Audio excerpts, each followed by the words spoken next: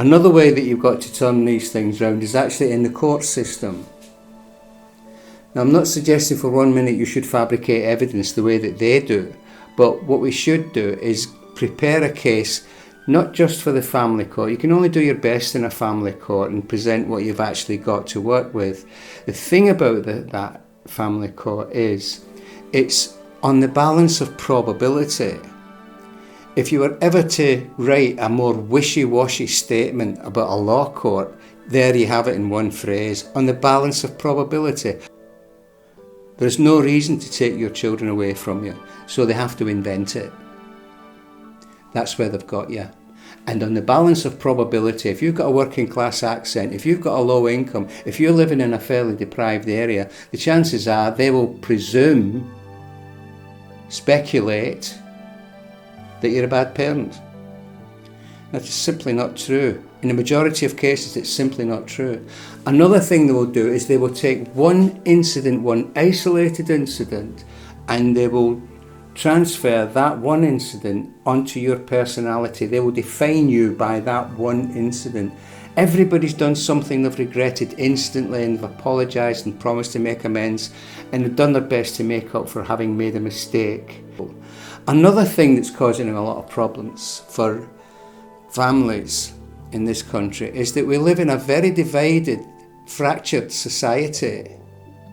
When you think about it, women's groups, what are they there for? Well, they're usually funded by the local authority in most cases, and they will tell you they're to support women. Well, that's absolute rubbish. They're not there to support women. They are there to persecute men, to put men at a disadvantage, not to put women at an advantage. They're not there for that. Also, they're dividing the Judeo-Christian family apart.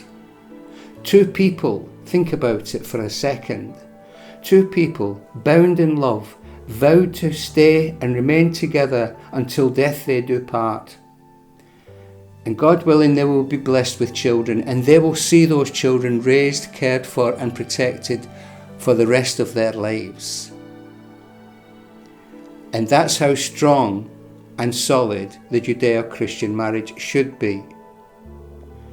It falls apart if you just take one incident of somebody doing or saying something wrong and then tearing the whole family apart. There are physical, emotional and psychological issues that happen to every member of that family, including grandparents and extended family, when they are broken apart. It's very, very difficult to put these things together again, but the social services go out of their way to destroy families like that. They want your money, they want your children, they want your property, they want your businesses. You look at places like Bradford. They started off with the corner shops, destroyed virtually every single one of them. Now you've got people who are not only just living in streets where they live in fear and trepidation, where the children dare not go to school, where they dare not step outside the door. They only exist on the internet. Those children only exist on the internet because they're too afraid to go anywhere, they're too afraid to exercise, take part in sports, they're too afraid to socialise, they're too afraid to see any events. They're just terrified, so they stay indoors.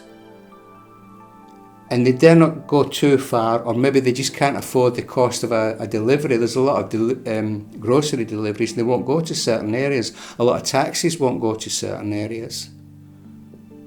And public transport can be quite dangerous. Maybe not so much, or a bit less when you're actually on the public transport, but also when you're waiting, especially in the winter when it's dark. They live in terror. They're being terrorised, these children. So when you say, well, they're not eating properly, they've got a poor diet and poor life choices and everything that they say in the court, yeah, there's a good reason for that.